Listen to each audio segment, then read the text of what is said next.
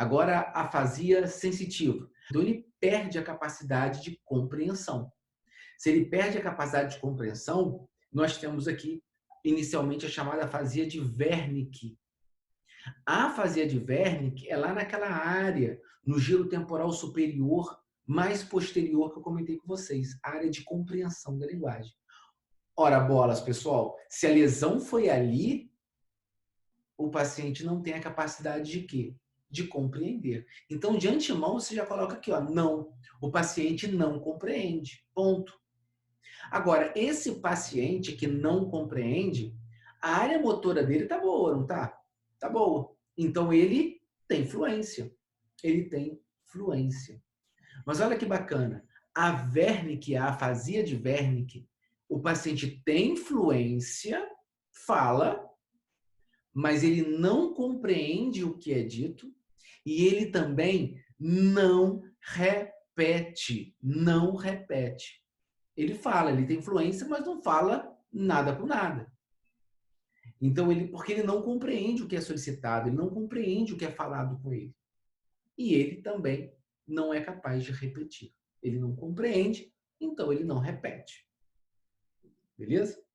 Agora vamos para a transcortical sensitiva. Ela que é uma região próxima da área de Wernicke, que é aquela junção parieto-temporal que eu comentei com vocês.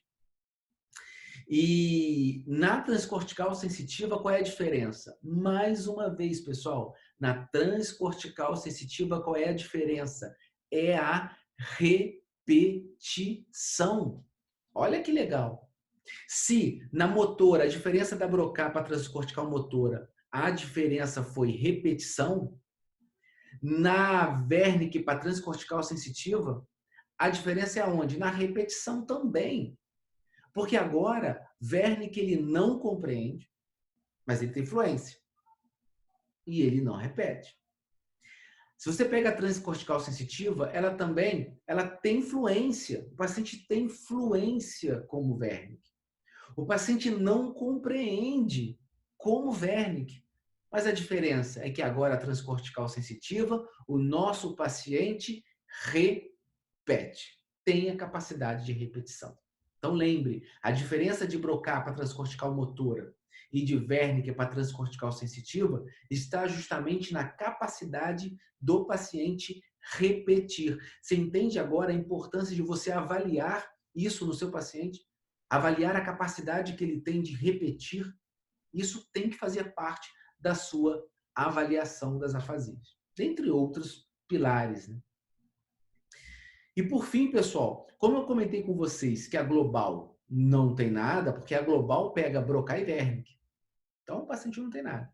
A transcortical mista é como se você somasse a transcortical motora com a transcortical sensitiva. Somasse as duas. Se você soma as duas, o que vai dar? Porque a transcortical motora, o paciente não tem fluência. A transcortical sensitiva, o paciente não tem compreensão. Então, na transcortical mista, ele não tem compreensão e ele não tem motora.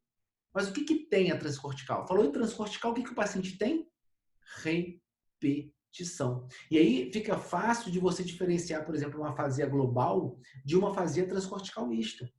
Porque a global, o paciente não tem fluência, o paciente não compreende e o paciente não repete. Na transcortical mista, o paciente não tem fluência, o paciente não compreende, mas ele repete.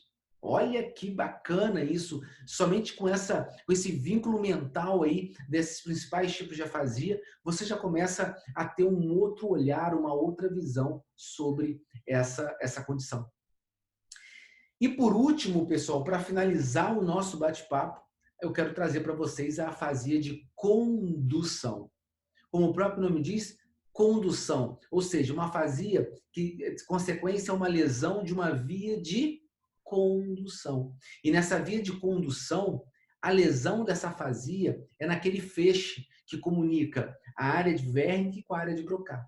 A área de Wernicke com a área de Broca, aquele feixe que comunica as duas áreas é chamado de feixe, que eu comentei com vocês, arqueado.